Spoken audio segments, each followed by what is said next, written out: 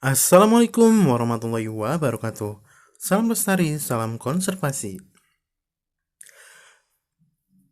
Baik, pada video ini kita akan lanjutkan sesi ketiga daripada pembahasan tentang parenkim, yaitu berkaitan dengan jenis-jenis parenkim berdasarkan bentuk. Dan ini berbeda dengan parenkim berdasarkan fungsi, karena ini sudah didasarkan kepada bentuk-bentuk daripada sel parenkim itu sendiri. Yang pertama ada parenkim palisad. Untuk parenkim palisade atau parenkim asimilasi juga berperan sebagai asimilasi. Kemudian ada parenkim spons, kemudian parenkim lipatan, dan yang terakhir ada parenkim bintang atau actinectin.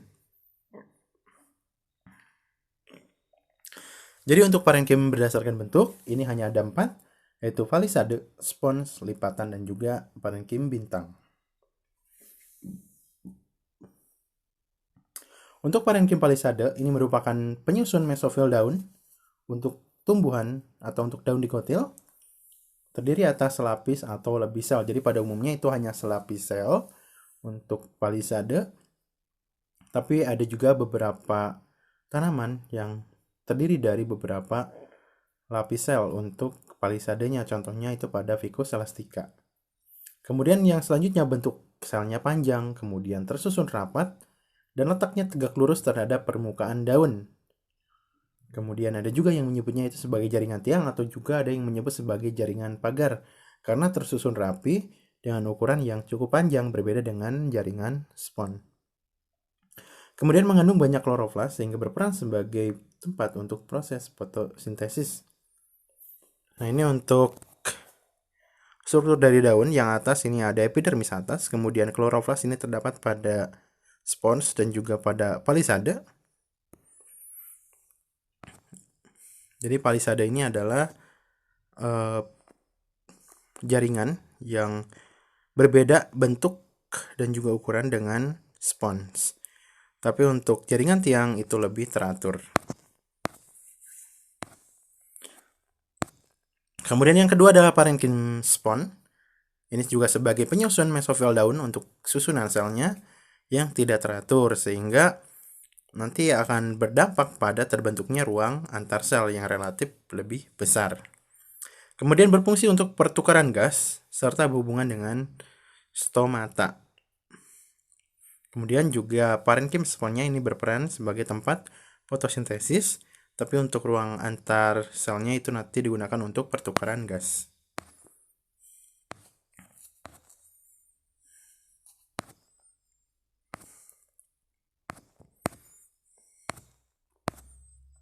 Kemudian yang selanjutnya ada parenkim lipatan, di mana untuk parenkim lipatan yaitu jaringan yang dinding selnya mengadakan lipatan ke arah dalam.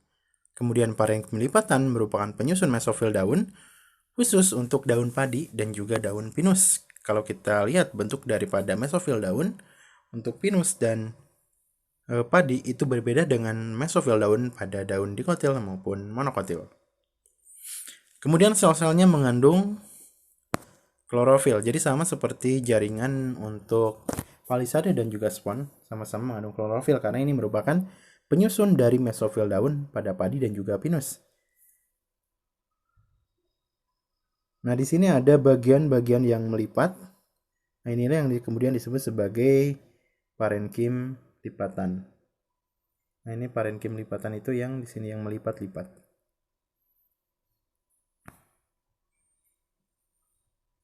Nah, di sini lebih jelas.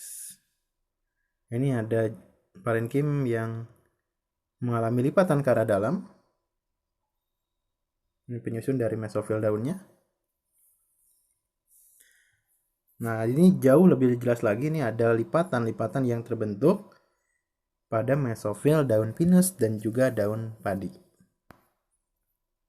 Dan kemudian yang terakhir, parenkim berdasarkan bentuk itu adalah parenkim bintang atau actinectin. Tapi jangan pernah bayangkan bahwa parenkim bintang itu bentuknya sama seperti bintang yang kita bayangkan sewaktu kita masih kecil. Seperti bintang yang ada di langit. Dimana untuk jaringan untuk sel-sel parenkim bintang, ini adalah sel-sel yang ujungnya saling bersambungan. Jadi antara satu sel dengan sel yang lain, itu setiap ujungnya itu berhubungan atau bersambungan sehingga nampak seperti bintang. Kemudian jaringan yang berbentuk seperti bintang ini juga mempunyai banyak ruang antar sel. Karena juga ini merupakan parenkim udara. Nah, kita bisa lihat ini bentuk daripada bintang-bintang, di mana untuk satu sel itu berhubungan dengan sel lain, di mana ujung-ujungnya itu yang bersambungan. Sedangkan di sebelah sini ini adalah gambaran daripada jaringan parenkim yang bentuknya bintang. Itu kita bisa lihat contohnya pada ganyong. Jadi pada batang ganyong atau pada tangkai daun ganyong, kita akan melihat yang seperti ini.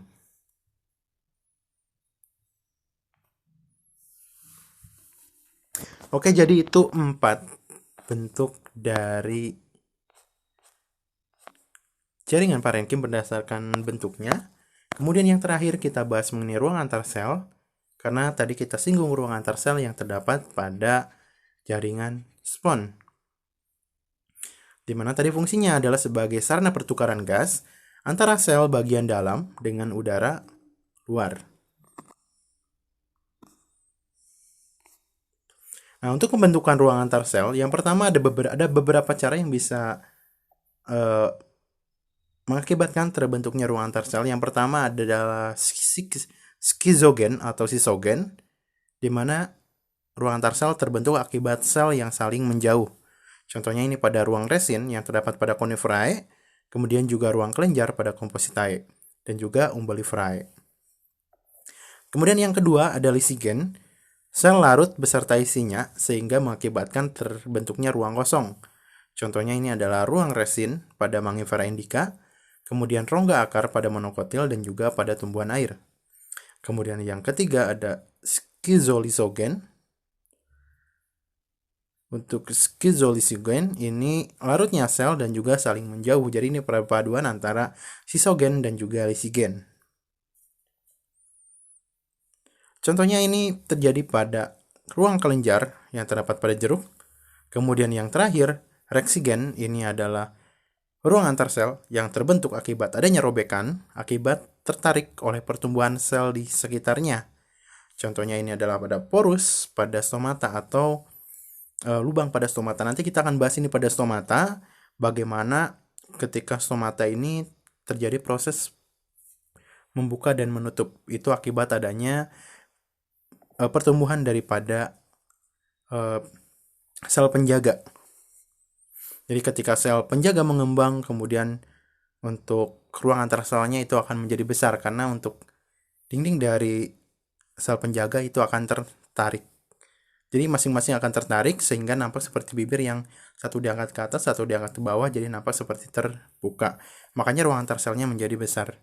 Dan sebaliknya ketika dinding selnya mengerut, maka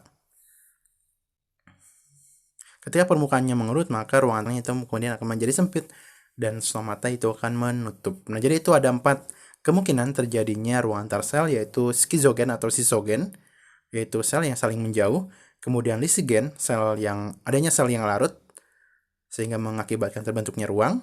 Kemudian skizolisigen, ini perpaduan antara sisogen dan lisigen, yaitu selnya saling menjauh. Kemudian ada juga sel yang larut.